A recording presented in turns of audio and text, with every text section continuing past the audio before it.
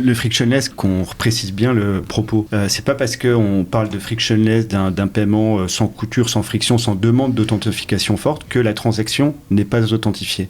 C'est-à-dire que l'authentification, le protocole 3DS, veut qu'il peut y avoir soit un schéma d'authentification forte de la transaction, avec ce qu'on connaît, les validations par app mobile, qui est quand même le moyen de sécurisation qui s'est imposé avec l'arrivée de la DSP2, d'un mode d'authentification dit silencieux, où là, globalement, même si il y a eu un travail en backstage d'authentification, de compréhension de la transaction, on ne va pas embêter le consommateur avec un processus supplémentaire, une étape supplémentaire d'authentification forte de la transaction. C'est ça le frictionless.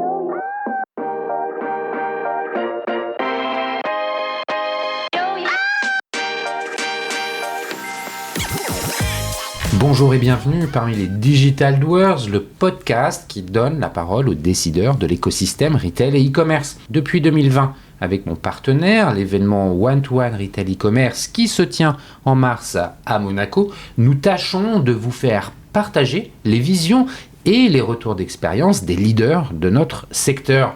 J'ai le plaisir d'être avec Sonia Mamin, directrice de l'événement. Alors bonjour Sonia, peux-tu nous présenter le One-to-One en quelques mots ? Bonjour Cyril. Le One-to-One Retail e-commerce réunit depuis 2011 la communauté des décideurs de l'écosystème à Monaco pendant 3 jours et à huis clos. Le concept est simple, ce sont des rendez-vous business entre prestataires de solutions et les C-level, agrémentés de moments de networking. Effectivement, le one-to-one est réellement un rendez-vous incontournable. C'est également des keynotes et des conférences d'exception. Effectivement, nous avons beaucoup de contenu de grande qualité avec des intervenants triés sur le volet pour aborder des sujets d'actualité, donner de l'inspiration et partager des retours d'expérience. Merci Sonia pour cette rapide présentation. Pour en savoir plus, comment doit-on faire ? C'est ultra simple. Vous allez directement sur le site internet du One-to-One Monaco ou vous suivez notre page LinkedIn pour en savoir plus. Merci Sonia, à très bientôt à Monaco et d'ici là en audio, toujours sans coupure. Bonjour à tous, je suis ravi de vous retrouver pour cette émission spéciale consacrée à un sujet aussi essentiel que complexe, la sécurité des paiements en ligne et la lutte contre la fraude. Avec l'omniprésence du e-commerce dans nos habitudes de consommation et l'évolution rapide des technologies, les enjeux liés au paiement restent plus que jamais cruciaux. Pour rappel, en France, les paiements en ligne continuent de croître à un rythme soutenu. En 2023, selon la FEVAD, ils représentent plus de 2,35 milliards de transactions pour 160 milliards d'euros échangés. Cependant, cette croissance s'accompagne d'une sophistication accrue des fraudes qui coûtent chaque année plusieurs centaines de millions d'euros aux commerçants.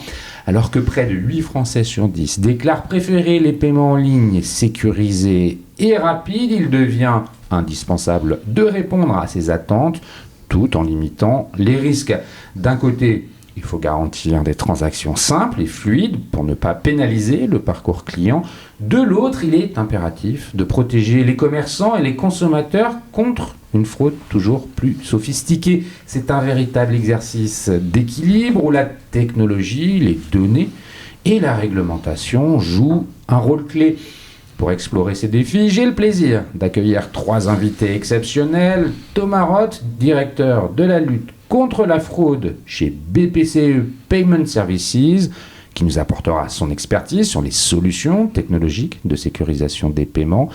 Mathieu Vermeau, Managing Director Global Merchants chez Payplug, avec qui nous parlerons d'innovation et d'accompagnement des commerçants. Et enfin, Sarah Lamarty, directrice paiement et fraude chez Fnac Darty, qui partagera avec nous la perspective d'un grand retailer face à ces enjeux.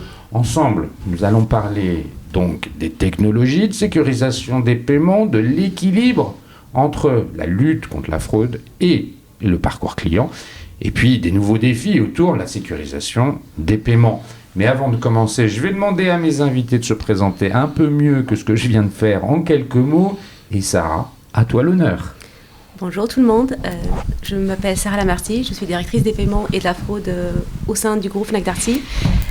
Ma première mission est de transformer la direction des paiements en un centre de création de valeur. Et je vais vous détailler la recette secrète dans laquelle la lutte contre la fraude permet d'améliorer la conversion et de saver la marge et de générer plus de chiffre d'affaires. Et effectivement, tu as raison de le souligner. En fait, l'amélioration de la lutte contre la fraude, c'est l'augmentation de la conversion. C'est quelque chose qui est intimement lié. Tu es chez Fnac Darty depuis combien de temps? Depuis 1 an et demi. 1 an et demi. Et j'ai occupé un rôle similaire chez Sephora Europe Moyen-Orient.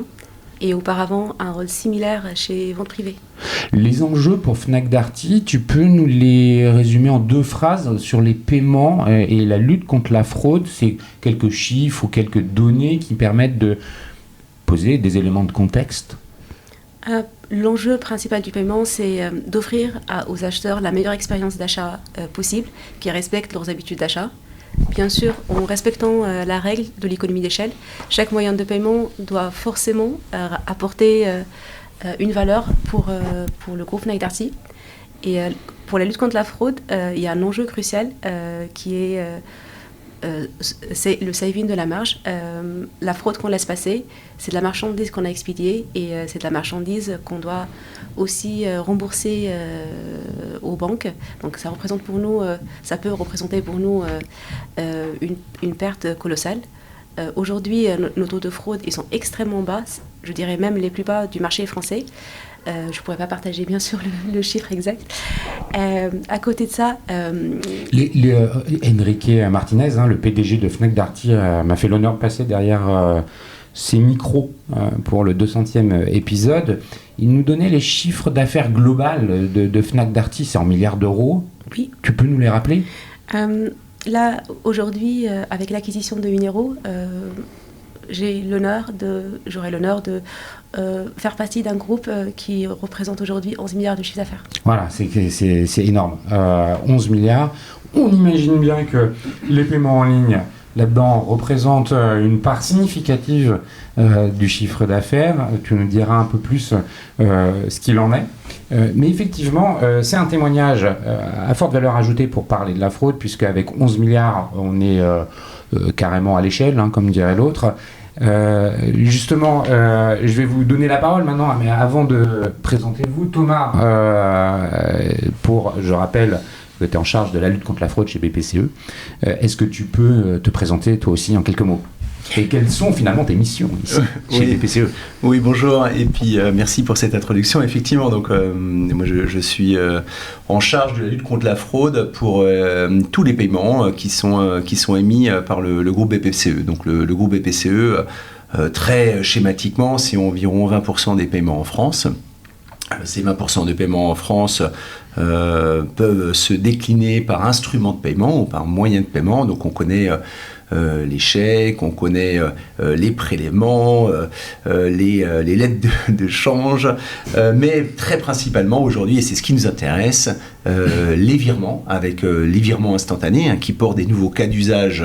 On a parlé du lancement de Wero très récemment, et les paiements par carte qui eux aussi se déclinent sur le mode de paiement à distance avec cette fameuse sécurisation des paiements par carte dans le cadre de la DSP2 qu'on évoquera tout à l'heure. Donc voilà, moi mon job concrètement, c'est quand le groupe BPCE lance un moyen de paiement sur le marché, c'est qu'il est équipé de tout le dispositif sécuritaire qui va bien et qui le rend à la fois simple et sécurisé pour le consommateur.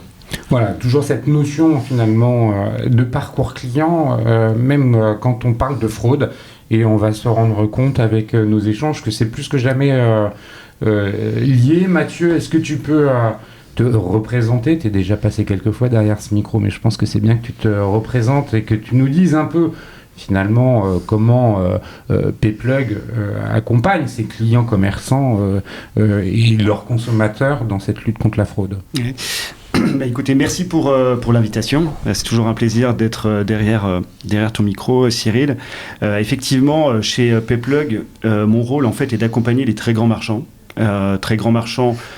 européens, mais pas que, très grands marchands américains, asiatiques, avec cet objectif en fait d'accompagner cette catégorie de marchands à optimiser en fait leurs paiements sur la plaque européenne et a fortiori sur la France, puisque Payplug en fait est un acteur des paiements qui a une particularité, c'est que on est l'APTech du groupe BPCE. et qu'à ce titre-là, voilà, on est ensemble autour de la table avec Thomas. C'est vrai qu'on a réussi à créer une alliance, je dirais, entre le monde de l'acquisition et le monde de l'émission. Je pense qu'on en reparlera un petit peu après, qui nous amène finalement à apporter finalement ce juste accompagnement entre un marchand qui cherche à faire plus de ventes et aussi les clients qui cherchent à avoir des parcours d'achat plus fluides. Voilà, cette expérience-là, on l'a nourrie depuis plusieurs années. Je pense qu'on arrive à maturité et ça nous permet vraiment d'adresser tous les plus grands marchands mondiaux qui font du business en Europe. Voilà. Et c'est ça le mandat, c'est ça la mission. Merci, effectivement, c'est pour moi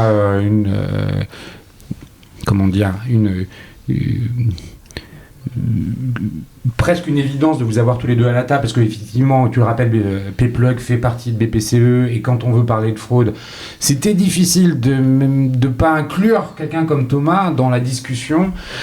Bah, pour rien vous cacher, ce petit monde se connaît. Hein. Sarah, tu connais Mathieu et Thomas depuis quelque temps. Depuis plusieurs années. Depuis plusieurs années. On a même construit des solutions ensemble. On a fait partie des groupes pour rendre la DSP2 beaucoup plus combustible et beaucoup plus orientée marchand. C'est un plaisir de travailler ensemble. Oui, mais voilà, donc c'est pas complètement hasard si tout le monde se retrouve autour de cette table pour parler de la lutte contre la fraude. La lutte contre la fraude, c'est donc aussi la sécurité des paiements et surtout la sécurité des paiements. Est-ce qu'en quelques mots, on pourrait rappeler les enjeux cruciaux qu'il y a autour de ça aujourd'hui ? Sarah, c'est quoi ton point de vue sur ces enjeux autour de la sécurisation des paiements ? Aujourd'hui, et après le Covid, en fait, les parcours digitaux, ils se sont beaucoup développés. Et c'est une évidence de mettre en place un ensemble de protections pour protéger le chiffre d'affaires, pour protéger les appels d'air de fraude. J'ouvre une parenthèse, les fraudeurs, c'est pas une personne qui exerce de façon unitaire, ça peut être de la bande organisée, ça peut être des gens qui financent le terrorisme, ça peut être vraiment des choses qui font très très peur. Il y a une obligation citoyenne pour tous les marchands, pour toute la place, de mettre les moyens informatiques, techniques et aussi humaines qui permet de protéger l'espace contre ces actes malveillants. Après, il y a un enjeu financier qui est très important. C'est éviter à ce qu'on expédie de la marchandise et on rembourse la banque ou à ce que la banque elle-même, dans un cadre de transfert de responsabilité, soit obligée de rembourser les gens qui ont perdu leur carte ou qui se sont fait voler leur carte dans le métro ou dans un autre contexte. Après, il y a aussi une notion de parcours d'achat. Aujourd'hui, un marchand qui opère sous des systèmes qu'on appelle frictionless aura plusieurs marches d'avance par rapport à un autre marchand. Alors, le frictionless, c'est le sans couture, hein, le minimum de contraintes dans le parcours d'achat, le parcours de paiement, pour que ce soit le plus fluide possible. Je me permets de repréciser. C'est beaucoup de termes techniques. Voilà, c'est cette notion-là. Et justement, dans cette sécurisation des paiements, c'est difficile d'avoir... c'est une question, mais difficile d'avoir cette fluidité. Oui, c'est l'enjeu de la création d'une direction de paiement chez un retailer. Parce que on veille à ce qu'on a le taux de fraude le plus bas sur le marché pour être bien vu par toute la place. Et du moment où on est bien vu par notre acquéreur, par les banques émettrices, on aura le droit d'avoir plus de frictionless. Ça peut aller jusqu'à 90%, 95% de nos transactions. Et en l'occurrence, une probabilité d'achat conclue par l'acheteur qui va dépasser 97%. Merci. Mathieu, je me retourne tout de suite vers toi. Le frictionless, tu peux me dire ce que ça veut dire dans ce que dit Sarah, parce que j'ai bien la réponse, mais globalement, ça veut dire quoi si on parle du 3D Secure ? Le frictionless, qu'on précise bien le propos, c'est pas parce qu'on parle de frictionless, d'un paiement sans couture, sans friction, sans demande d'authentification forte, que la transaction n'est pas authentifiée. C'est-à-dire que l'authentification, le protocole 3DS, veut qu'il peut y avoir soit un schéma d'authentification forte de la transaction, avec ce qu'on connaît, les validations par app mobile, qui est quand même le moyen de sécurisation qui s'est imposé avec l'arrivée de la DSP2, d'un mode d'authentification dit silencieux, où là, globalement, même si il y a eu un travail en backstage, je dirais, d'authentification, de compréhension de la transaction, on ne va pas embêter le consommateur avec un processus supplémentaire, une étape supplémentaire d'authentification forte de la transaction. C'est ça le frictionless.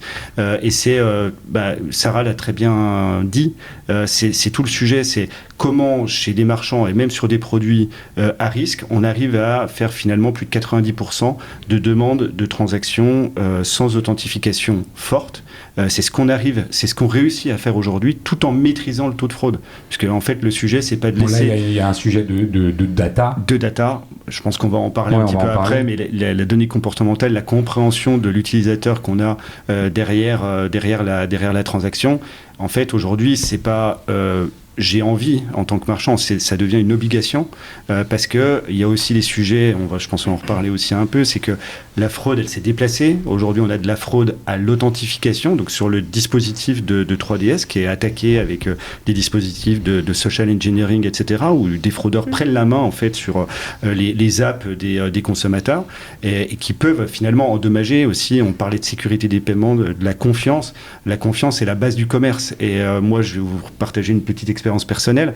Il y a 20 ans, quand j'ai commencé dans le e-commerce, notre principale difficulté, c'était qu'il n'y avait pas de paiement par carte. Pourquoi il n'y avait pas de paiement par carte ? Parce que les consommateurs n'avaient pas confiance. Et à cette époque-là, je travaillais dans une entreprise qui faisait du micro-paiement, puisque le micro-paiement était un peu la base des premières sources de monétisation des sites Internet, puisque n'ayant pas de carte, n'ayant pas de confiance du consommateur, eh bien, du coup, il n'y a pas de développement. Donc, je pense que c'est vraiment la base de la base, et que, du coup, la sécurité des paiements, aujourd'hui, joue un enjeu crucial. Pas que, parce que c'est pas suffisant, mais c'est un pilier de base du business et de l'évolution de ce business-là. Tu l'as précisé, 160 milliards. L'évolution du e-commerce est grandissante. Elle prend quand même des parts de marché sur le commerce au global et notamment le commerce de magasins. Et donc, du coup, il y a un enjeu capital à bien sécuriser tout ça. Thomas, globalement, la fraude en France, c'est quoi ? Qu'est-ce qu'on peut dire pour la qualifier ? Les taux, les moyens, enfin... Tu connais le sujet un peu mieux que moi. Oui, effectivement. Moi, je vais juste rebondir sur les propos qui ont été dits en termes d'enjeux. On est vraiment tiré par deux grandes logiques. Une première logique d'innovation et donc d'accompagnement des nouveaux usages de paiement. On a assisté au paiement mobile, on a assisté à des paiements par wallet, on a assisté à des paiements à distance, des paiements qui étaient fractionnés, des paiements qui étaient sous différentes formes et cette sécurisation devait à chaque fois s'accompagner. Le deuxième point clé, c'est le point de la réglementation avec un cadre réglementaire qui évolue pour accompagner ces innovations petit à petit. Et le job, à mon avis, qui a été remarquable, qui a été réalisé par la place française, par l'écosystème français, c'est justement de travailler en communauté autour de la connaissance client et de permettre que des usages de frictionless, qui sont des usages absolument pas dangereux, vu qu'il y a une connaissance de client qui est bien partagée entre le commerçant, entre le réseau de paiement et entre le titulaire, le détenteur du moyen de paiement, permet justement d'accompagner cette innovation et jamais au détriment du client final, puisqu'il est absolument protégé par la réglementation aujourd'hui européenne, française, pour justement conserver cette confiance. Donc, il y a des chiffres de l'OSMP qui sont publiés une fois par an, aux alentours du mois de juillet. Donc, l'OSMP, c'est l'Observatoire de la sécurité des moyens de paiement. C'est un groupe privé, public, qui est organisé par la Banque de France et qui réunit des acteurs, des réseaux de paiement, des associations de consommateurs, des commerçants, des banquiers, des médiateurs, qui donnent le résultat de l'évolution de cette sécurité des moyens de paiement année après année. Cette année, tout confondu, le problème se cantonne aux alentours du milliard d'euros de fraude entre les virements, les chèques, la carte. Donc c'est quand même un énorme montant d'euros qui sont subtilisé de l'économie et mis dans les poches des fraudeurs contre lesquels il faut lutter activement. Malgré l'augmentation des transactions, toutes transactions confondues, on voit plutôt un taux de fraude se stabiliser, diminuer. Exactement, donc voilà, il faut relativiser. Ouais. La croissance de l'activité est plus forte que la croissance des fraudeurs actuellement. Ça, c'est une dynamique qui est plutôt positive. Même sur les virements, où on a connu une accélération assez forte de la fraude sur les virements ces dernières années, cette croissance de la fraude aujourd'hui est maîtrisée. Et justement est beaucoup moins importante, et tant mieux pour l'économie des paiements, que la croissance des usages et des nouvelles routes de paiement. J'ai cité Wero tout à l'heure, mais les paiements instantanés, qui sont les paiements qui sont vraiment largement généralisés en ce moment, sont évidemment bien sous contrôle aujourd'hui. Oui, tu le disais, merci de le préciser d'ailleurs, que finalement en France on n'a pas à rougir de notre protection contre la fraude et qu'on est l'un des pays au monde où celle-ci est finalement la plus contrôlée, la mieux contrôlée, où les acteurs travaillent en bonne intelligence. Est-ce que c'est comme ça qu'on peut le résumer ? Oui, et puis je pense qu'il y a eu un travail de place qui a été fait autour du GIE carte bancaire, qui a été fait autour des groupes de travail de la Banque de France, donc de l'OSMP que je viens de citer. Il y a eu des associations professionnelles, privées, qui ont permis aussi à tout cet écosystème de réfléchir ensemble à comment décliner ce cadre réglementaire qui s'opposait à nous. C'est très nouveau quand on prend un peu de recul entre le temps de faire une loi, une directive européenne, de l'appliquer et de la contrôler. Il peut se passer plusieurs années, 5, 8, alors que les innovations dans le paiement, elles sont tous les 3 mois, tous les 6 mois, et il faut réagir beaucoup plus vite que le cadre réglementaire. Donc c'est pour ça que cette collectivité de lutte contre la fraude et de sécurisation des moyens de paiement s'est mis en œuvre avec le succès qu'on lui connaît. Sarah, côté Fnac, c'est quoi le taux de fraude, même si c'est quelque chose qui est un peu confidentiel, est-ce qu'aujourd'hui vous pensez être arrivé à un taux plancher, c'est-à-dire qu'il va être difficile de l'améliorer encore, mais que pour autant, ça ne veut pas dire qu'il faut baisser les armes, parce que justement, Thomas le disait, il y a une évolution des moyens de paiement, donc il y a aussi des fragilités qui vont se déplacer vers ces nouvelles sécurités. Si on est dans les meilleurs dans la lutte contre la fraude, c'est bien parce qu'on maintient un rythme et qu'on n'arrête pas de pédaler, c'est comme en vélo finalement, si tu arrêtes de pédaler, tu finis par perdre de la vitesse et tomber. C'est pas parce qu'aujourd'hui on arrive à un taux finalement relativement faible que on dit on a gagné, que la victoire est acquise. C'est un effort qui est constant. Et est-ce que c'est quelque chose qui est... Comment en fait cette notion-là est perçue, gérée chez Fnac Darty ? Ce que je pourrais vous dire en fait, c'est qu'on est best in class, et pour le tester, vous pourriez faire un achat à la fois sur Fnac ou Darty, et il y a une chance très importante que vous passez son 3DS. En utilisant votre carte. En effet, en fait, on est best in class. Néanmoins, c'est pas parce qu'on est best in class aujourd'hui que demain on le sera, ou dans des années on va le rester. C'est une question de data, c'est une question d'investissement financier et technique qui est très très très important.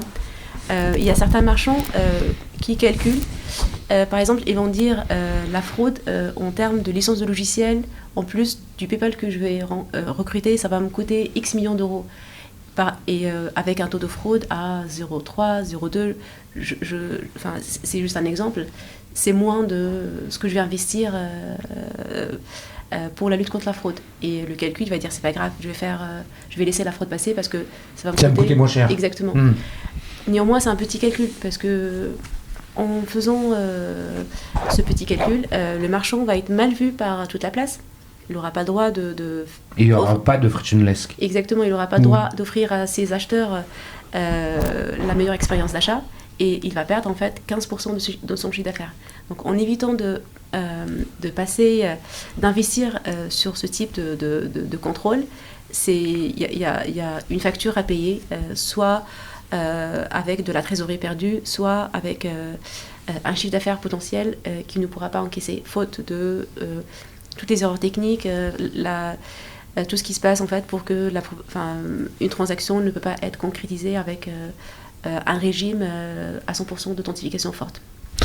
Merci Sarah de le préciser. On va revenir d'ailleurs sur le système du parcours client et de la donnée. Avant que je te passe la parole, Mathieu, sur des sujets de solutions technologiques pour pouvoir parler un peu tokenisation, wallet 3DS, rappeler en fait une notion que tu viens d'évoquer, Sarah, et peut-être que je le fais avec mes mots, c'est pas tout à fait exact.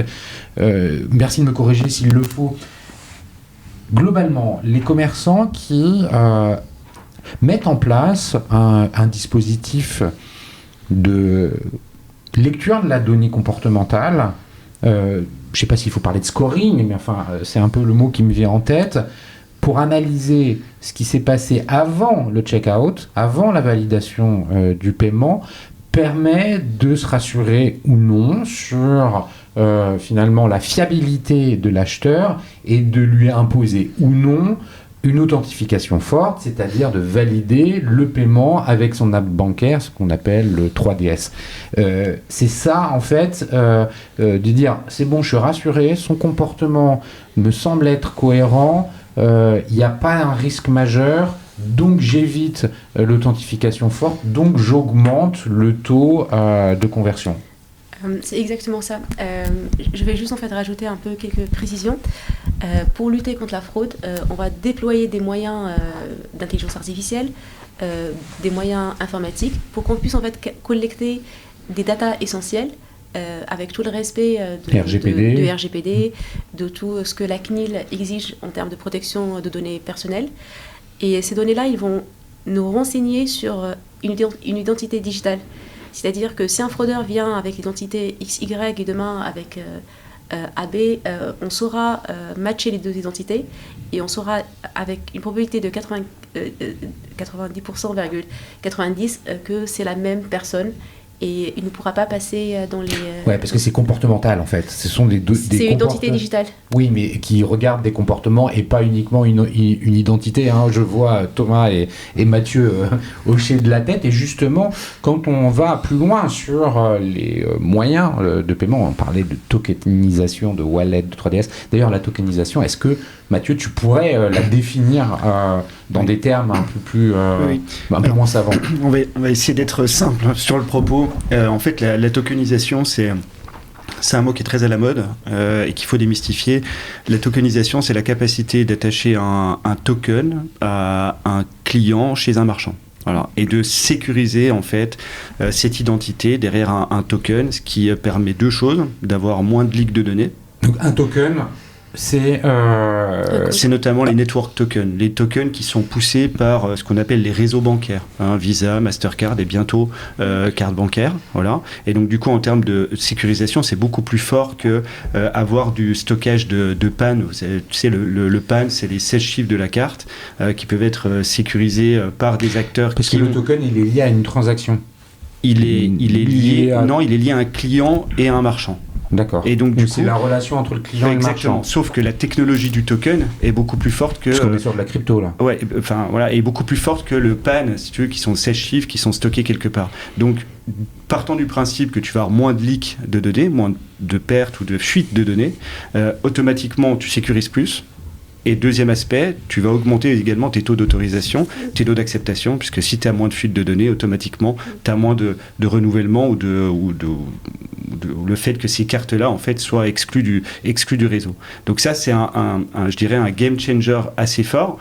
Le token n'est pas totalement nouveau, hein, parce qu'il y a des moyens de paiement qui s'appuient déjà entièrement là-dessus. On va parler d'un moyen de paiement qui est très connu, qui est Apple Pay. Apple Pay, c'est du token. Voilà. Donc après, il va y avoir un déploiement beaucoup plus massif, et je pense que c'est un enjeu également d'un point de vue bancaire, de faire en sorte que le checkout, le formulaire de paiement, la page de paiement de demain, ça sera une page de paiement où il n'y aura plus besoin de renseigner les chiffres de carte bancaire. On aura ce qu'on appelle une nouvelle technologie qui arrive du côté des réseaux bancaires qui s'appelle Click to Pay.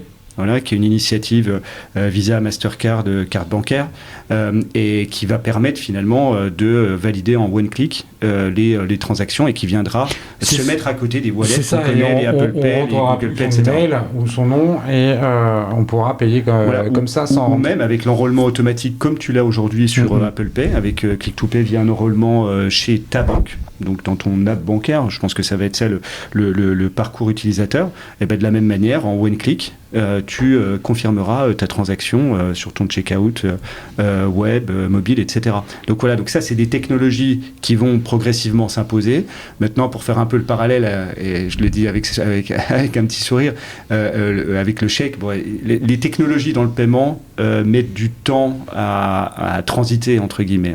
C'est des temps longs, mais à coup sûr, c'est des technologies qui vont s'imposer et qui s'imposent déjà. Aujourd'hui, un marchand qui fait le choix d'imposer des nouveaux moyens de paiement autour des wallets, les XP globalement, et on voit bien que la prise de captation transactionnelle, elle est très rapidement, quasiment du jour au lendemain. Sarah, je parle sous ton contrôle, mais entre 10 et 15%, donc ça va très vite, et voire même plus chez certains marchands. Donc voilà, là on a une évolution qui est en train d'être accompagnée, et qui est accompagnée cette fois-ci par tout l'écosystème, que ce soit les banques, que ce soit les réseaux bancaires, que ce soit les prestataires de services de paiement. Voilà, donc ça c'est une vraie forte évolution des paiements qui est encore naissante et qui va, à mon avis, s'imposer dans les années à venir. Et si je peux me permettre, et c'est aussi un enjeu de maintenir la souveraineté du paiement en France. Aujourd'hui, c'est important de déployer plus de click-to-pay, plus de tokenisation pour offrir une expérience d'achat équivalente à tous les XPay, avec une expérience d'achat one click, sans friction et avec les mêmes standards qu'on pourrait trouver chez les Apple Pay, chez les Google Pay, etc. Et de bien utiliser la CB, finalement, c'est du Made in France, la CB, plus que les Visa, les Mastercard. Exactement, enfin, si on peut peut-être en dire un rapide mot, parce que voilà, il y a quand même pas mal d'actualités du scheme du card network local, carte bancaire qui vient de fêter tout dernièrement ses 40 ans. Voilà, on peut dire que le réarmement et la qualité des produits qui sont déployés sont au standard, sont à l'état de l'art. Et que voilà, on peut capitaliser en tout cas sur un réseau local, et je pense qu'on peut être fier en France d'avoir construit cet actif technologique qui n'est pas le cas, loin s'en faut, de tous les pays européens. Enfin, je pense que s'il y a un card network qui est vraiment au niveau européen, c'est carte bancaire, et cette prise de part de marché en Europe, je parle sous ton contrôle Thomas, mais c'est à peu près 20% du total du processing carte en Europe, donc c'est un acteur très significatif, et voilà, et en tout cas qui joue en tout cas dans la même cour. Thomas, qui fonctionne très bien.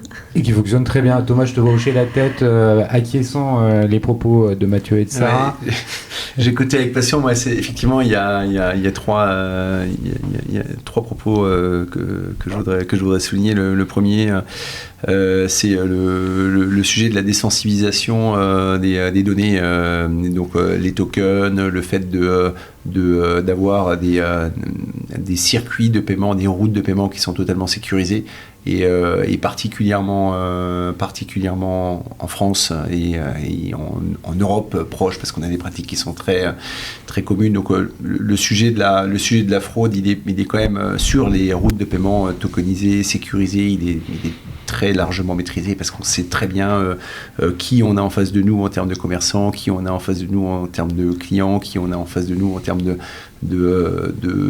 d'utilisation du paiement et du moyen de paiement qui est derrière. Donc c'est quelque chose qui est vraiment très mature, et qui poursuit dans des développements de solutions toujours aussi sécurisées. Comment dire, by essence, en tout cas incorporée dans le produit même. Cette sécurisation, elle est incorporée dans le produit même. Le deuxième, c'est l'apport de la data. Donc la data et les scoring, donc, nous permettent de bien nous rassurer sur qu'est-ce que on a comme niveau de risque par situation de paiement, par typologie de paiement, mais aussi et c'est assez intéressant, les signaux faibles des fraudeurs qu'on arrive à détecter très en amont et qu'on arrive à bloquer très en amont. Donc quand on voit des attaques de fraude, alors plus essentiellement à l'international. On a des attaques de fraude parfois au Brésil, parfois en Indonésie, donc c'est assez loin de chez nous et on n'a pas ces problèmes-là, encore heureux, sur les commerçants français, bien que certains commerçants peuvent apparaître dans le paysage et être porteurs d'attaques, ou en tout cas porteurs de mauvaises intentions.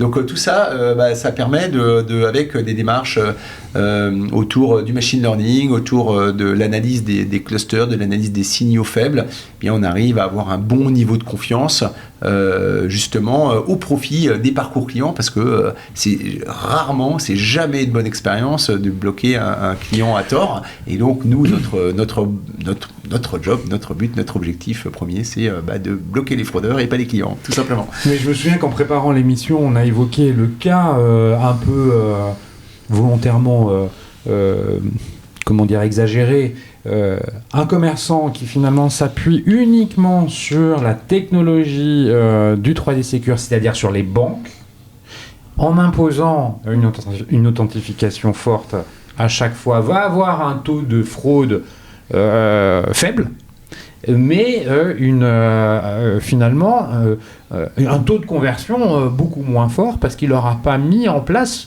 ce qui se fait avec les données.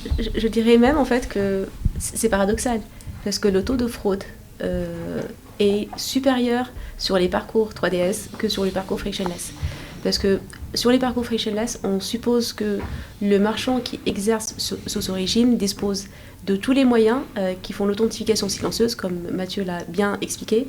Par ailleurs, le marchand qui fait 100% de la 3DS, il délègue à la banque l'authentification du client. Et aujourd'hui, le système 3DS, il peut être bypassé. On a vu des émissions dans lesquelles des lycéens se passaient par les banques, appelaient des grands-mères ou des gens pour leur dire « validez ce paiement parce que vous êtes trompés » ou des choses comme ça. Donc aujourd'hui, c'est paradoxal. Néanmoins, quand les marchands maîtrisent l'expérience d'achat et mettent les moyens, on se protège mieux que quand on exerce... Quand on délègue 100% finalement de l'authentification à une banque. Mathieu, tu veux ajouter quelque chose ? Ce qui est très important à comprendre, on touche le point, c'est que la fraude, elle s'est, avec le dispositif, la DSP2, etc., elle s'est déplacée en fait sur la fraude à l'authentification forte en fait, avec le dispositif 3DS qui est quand même attaqué avec ce qu'a expliqué Sarah très bien, du social engineering autour de ça, etc. Et donc du coup tout l'enjeu marchand, c'est de bien comprendre, et potentiellement c'est aussi quelque chose qui apparaît aujourd'hui, s'il y a un profil en amont même du check-out de paiement, même avant d'avoir engagé la transaction, qui fait dire au marchand que là typiquement je suis face à un fraudeur, en fait c'est de même pas l'amener. Ça c'est les signaux faibles dont tu parlais Thomas tout à l'heure. Sur le formulaire de paiement.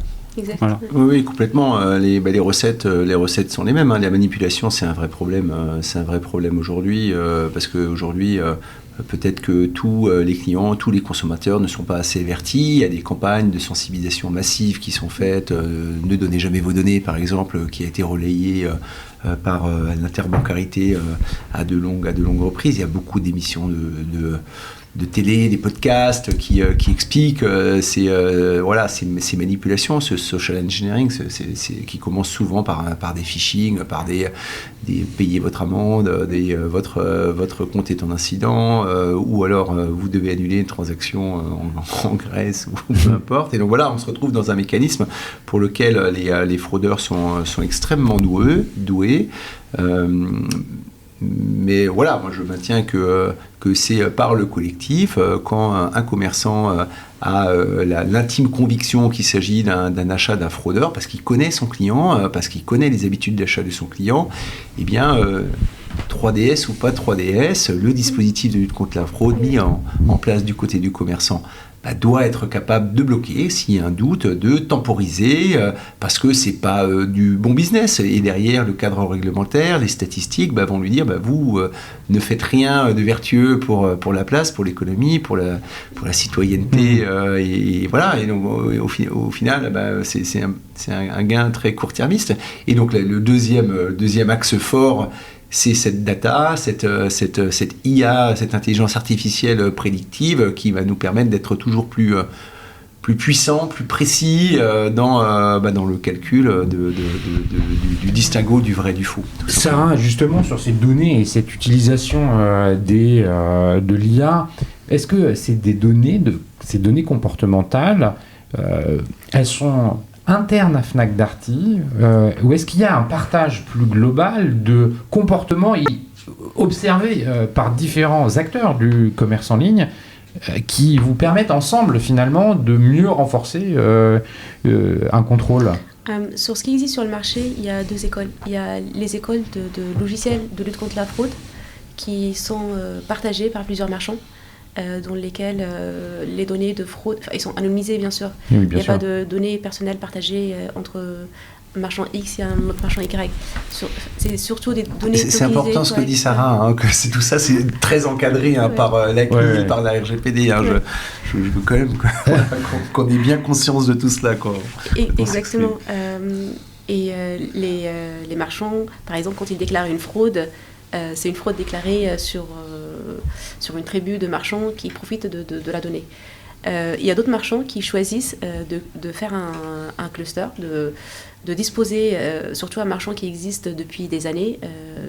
C'est un des Fnac Darty, c'est un des acteurs historiques de l'e-commerce, bien sûr. Avec des données extrêmement incroyables en termes de profondeur, en termes de qualité.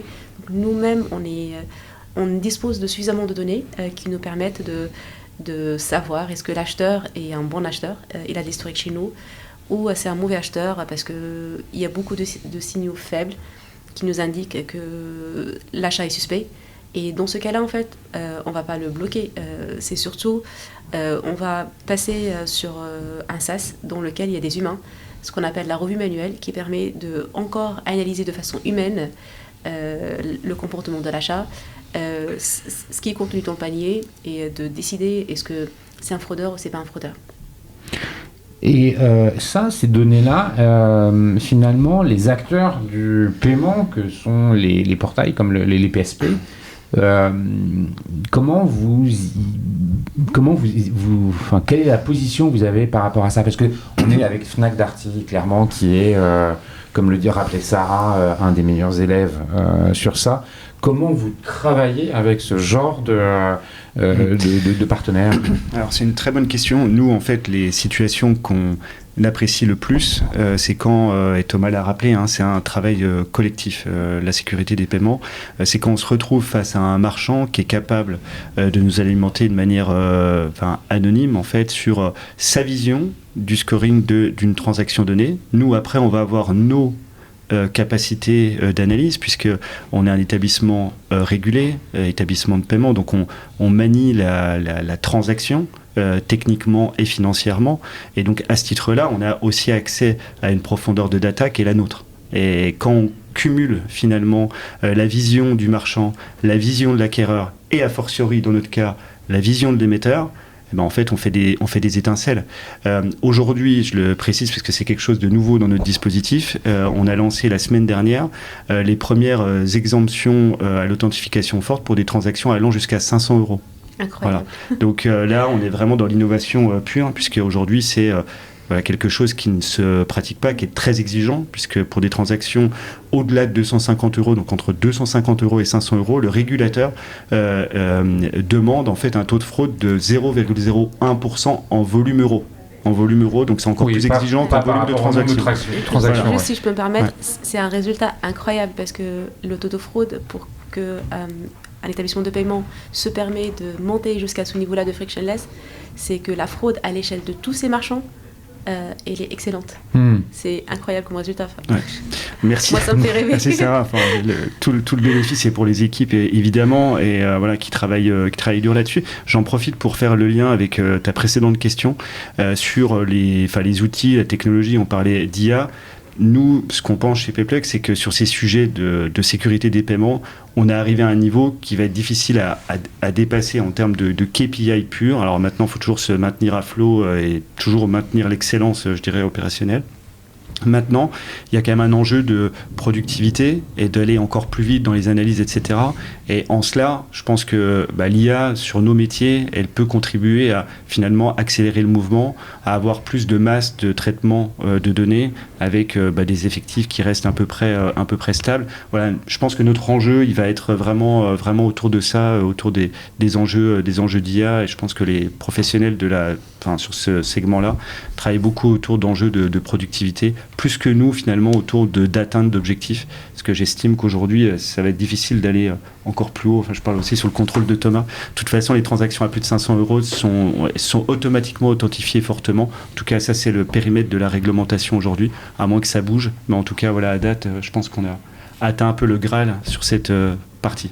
Merci de préciser cela. Merci aussi de revenir sur le fait que la donnée, elle est traitée évidemment côté marchand. Chez Sarah, elle est aussi traitée du côté des opérateurs de paiement, des banques, et que c'est ensemble, en fait, c'est cette coopération finalement entre le travail qui est fait côté, on va dire front, avec le marchand, et puis le côté plus back, je ne sais pas si c'est le bon mot, mais enfin au moins ça illustre les deux aspects de la gestion de la donnée qui permettent d'arriver à ce contrôle maximum de la fraude.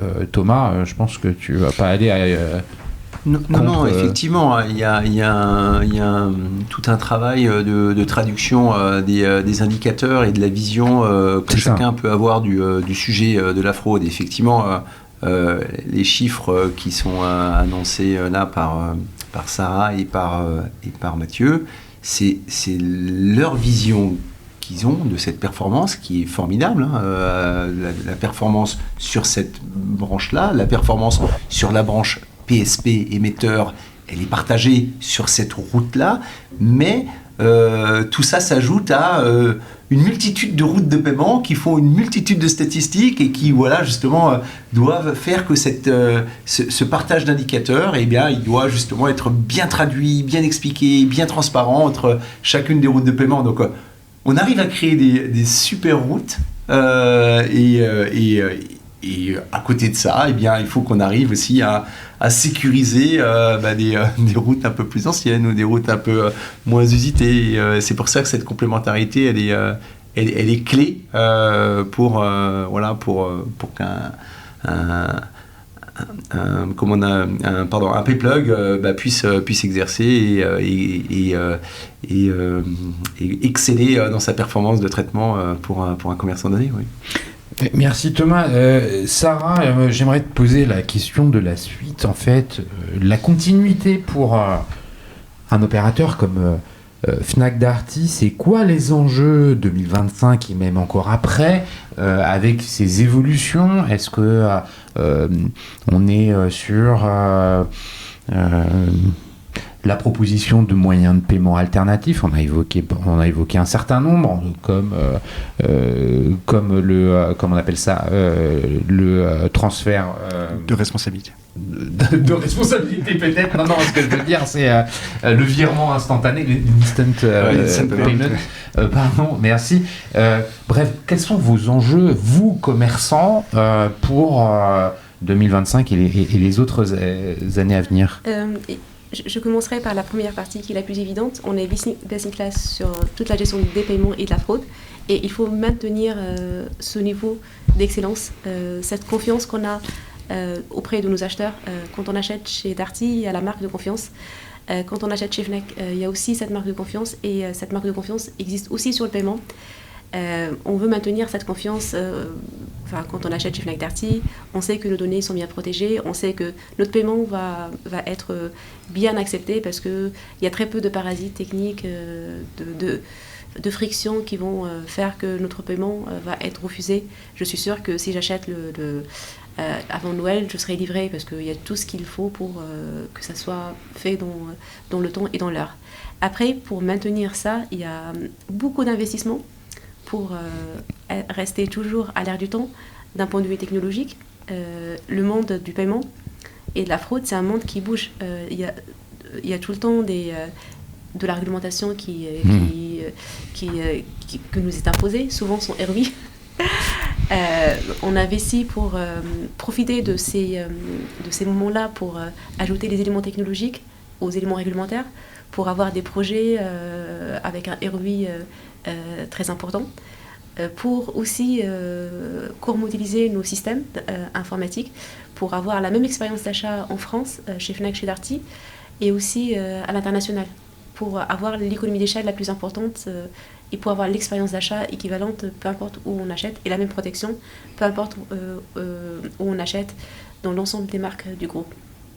Et après, il y a toujours respecter les habitudes d'achat. En Espagne, on aime bien acheter avec le moyen de paiement local. En Belgique, on aime bien BCMC.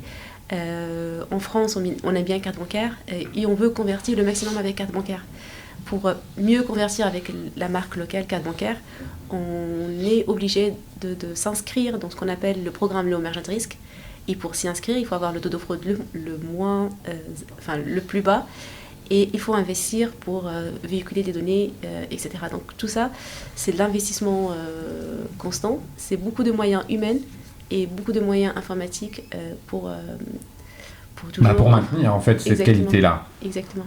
Et donc c'est ça en fait l'enjeu, c'est de toujours continuer à être dans les standards les plus élevés pour maintenir un taux le plus bas possible, pour avoir un taux de conversion et un taux d'acceptation, hein, parce que c'est quand même un des KPI principaux. Le taux d'acceptation, c'est le nombre de transactions qui finissent par aboutir.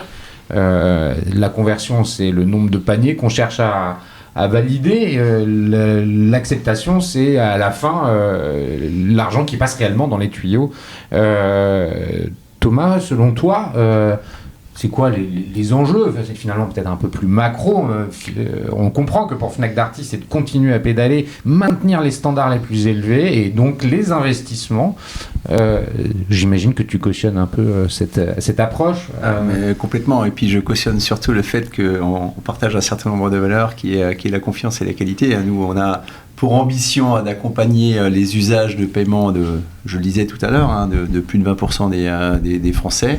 On a une roadmap d'innovation qui est très dense. Hein. Quand il y a un nouvel usage, eh bien, on veut que les clients du groupe BPCE puissent en bénéficier. Donc on a parlé du Wiro qui a été lancé Tu peux nous rappeler Wiro rapidement? Wiro, tout simplement, c'est l'interconnexion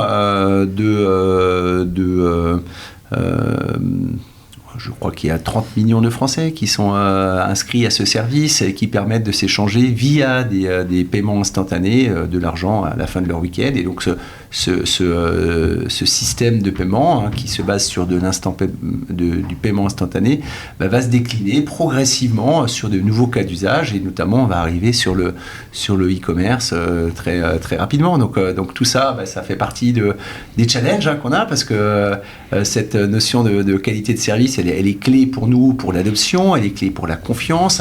Et puis, la lutte contre la fraude, c'est vraiment un irritant. Donc, on a vraiment à cœur, quand on lance un produit, qui soit complètement sécurisé et complètement robuste aux attaques des fraudeurs. Donc voilà, nous, cette roadmap, elle est très pro-business dans tout ce qu'on a échangé tout à l'heure, hein, la techno, le cadre réglementaire, les parcours. Mais voilà, on a un joli challenge, parce que le monde des paiements est en perpétuelle révolution depuis de nombreuses années déjà, et va se poursuivre encore pendant quelques temps. Merci Thomas. Mathieu, chez Payplug, finalement, comment vous les dessinez, vos enjeux sur les années à venir? Déjà, chez Payplug, notre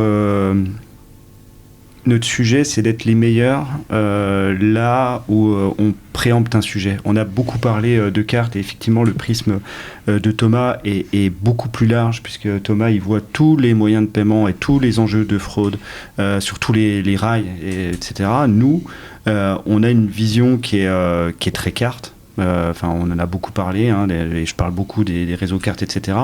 parce que ce terrain de jeu-là, et a fortiori quand même à l'échelle française, est le terrain de jeu favori. En tout cas aujourd'hui, maintenant les évolutions des paiements dans les années à venir, on verra ce que ça donne. On a parlé de Wero avec les initiatives en peer-to-peer pour le moment, à l'échelle française et à l'échelle européenne. C'est quand même l'ouverture à l'échelle européenne, Wero qui est en jeu, puisque du coup Paylib s'est transformé en Wero en France, et puis maintenant c'est la capacité d'échanger avec un certain nombre de pays européens avec globalement une technologie unifiée.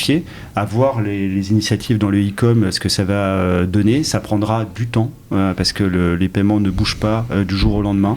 Nous on prévoit, c'est aussi des études qui ont été menées par BPCE, quand même une évolution encore de la carte jusqu'à 2030, avec des parcs émissions qui vont encore progresser. Alors là, c'est pas que le groupe qui le dit, je crois qu'un industriel comme Thales confirme également ses prévisions. Donc voilà, il faut être capable de jouer sur différents terrains. Encore une fois, on est focus, on joue là où on a des capacités à jouer. On a expliqué aussi toute la culture qu'on avait autour du paiement par carte et de la capacité de coordination qu'on avait. Maintenant, voilà, ce que sera le dessin de demain et les sujets qu'on va préempter, ils ne sont pas encore totalement dessinés.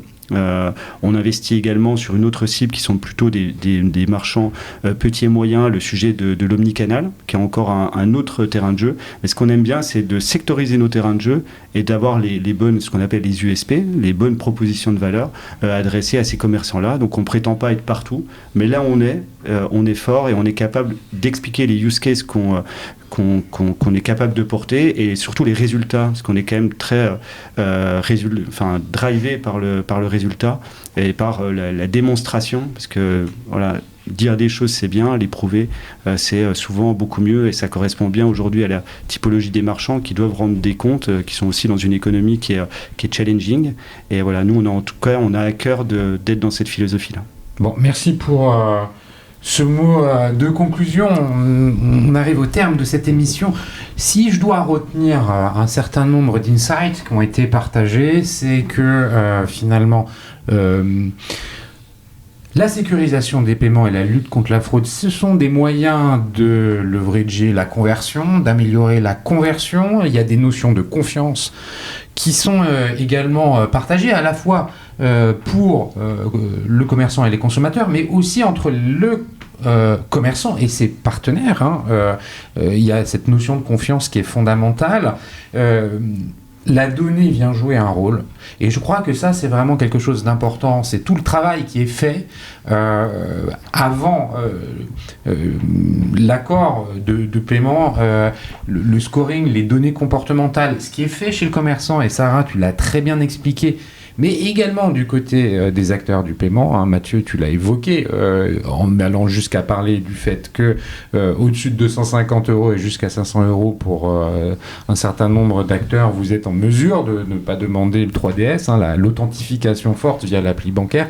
C'est donc cette notion-là qui est clé d'améliorer le parcours client, d'investir à la fois dans les tech, parce que ça c'est quand même important, on a parlé d'IA, de tech, et dans la donnée, et l'utilisation de la donnée, ce qui permet derrière d'améliorer la conversion. Et je crois que c'était un peu finalement la question, comment la sécurisation des paiements et la lutte contre la fraude vient jouer et servir l'augmentation de la conversion. Et je crois que grâce à vos échanges, on a pu répondre à cette question et comprendre l'ensemble des enjeux. Je sais que ce thème qu'on a abordé, je crois qu'on aurait pu encore en discuter 2 heures, voire plus. Il y a beaucoup de choses à dire. On a décidé de le prendre comme on a pu sur un certain nombre de sujets, mais je crois que le message fondamental a été passé. Je tiens à vous remercier tous les 3 pour la qualité de cet échange et de ce que vous nous avez partagé. Je remercie les auditeurs pour leur fidélité, et puis les messages qu'ils me font parvenir régulièrement, m'incitant à maintenir la qualité et le dynamisme de ce podcast. Merci au One-to-One Retail e-commerce de Monaco pour le soutien apporté à cet épisode comme à tous les autres. Sarah, merci beaucoup. Merci. À très bientôt. Merci à toi Thomas, merci pour toutes ces insights. C'était un plaisir, merci. Et merci Mathieu, parce que tu nous as bien éclairé également. Merci Cyril, merci Sarah, merci Thomas, c'était un plaisir. À très bientôt, merci, au revoir.